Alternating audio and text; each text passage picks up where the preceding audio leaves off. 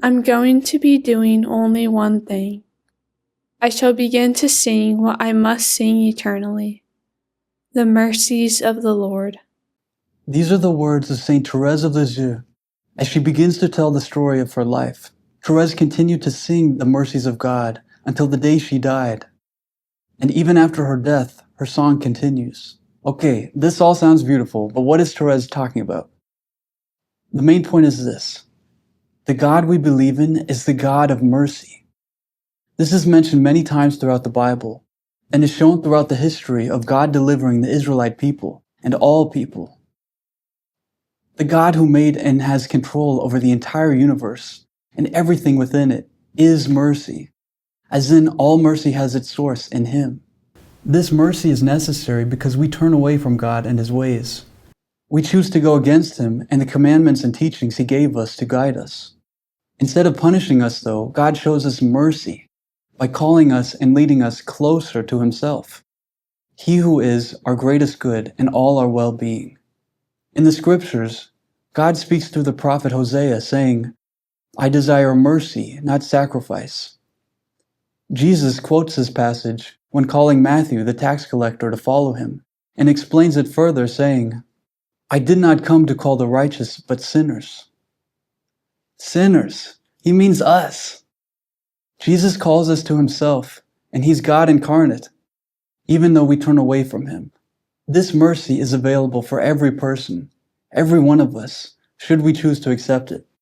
And we accept it by choosing to trust God and what He promises us in the Scriptures, acting in accord with the way He has told us to act. We accept it by following Mary's words at the wedding at Cana. When talking about Jesus, she says, do whatever He tells you. God tells us in an especially clear way how we should act in the 10 Commandments and in the Beatitudes. In the Beatitudes, Jesus says, Blessed are the merciful, for they will be shown mercy. We should be merciful to others because God is merciful to us.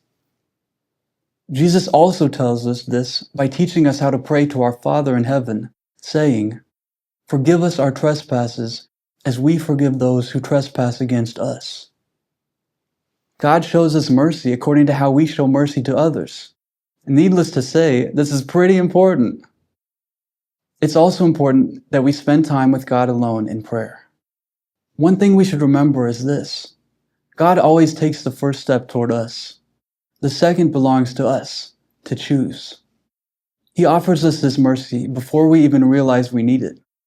This is why Saint Thérèse of Lisieux could turn to God in full confidence, writing, Even though I had on my conscience all the sins that can be committed, I would go my heart broken with sorrow and throw myself into Jesus' arms, for I know how much He loves the prodigal child who returns to Him.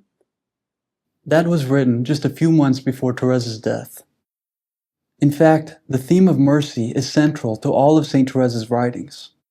It is the main force that inspired her to write at all. That mercy is also the force that inspired Thérèse in her actions. God is mercy, and as Saint John the Evangelist wrote, God is love. Thérèse wanted to give herself totally to God, so she eventually wrote an active offering to Merciful Love, with the permission of her prioress, Mother Agnes, so that others might also offer themselves as well. This active offering to Merciful Love can be found in Thérèse's autobiography, Story of a Soul. If, like Thérèse, we know that God is mercy and God is love, and He wants us to give ourselves completely to Him so that He can show us this mercy and love, why would we hold back? What could possibly be stopping us? God manifests His glory by showing us His mercy. It's a win-win situation for everybody. Just like Saint Thérèse of Lisieux, and with her intercession, may we have the confidence, no matter who we are or what we've done, to entrust ourselves totally to the merciful and loving God, who waits for us at every moment to do just that.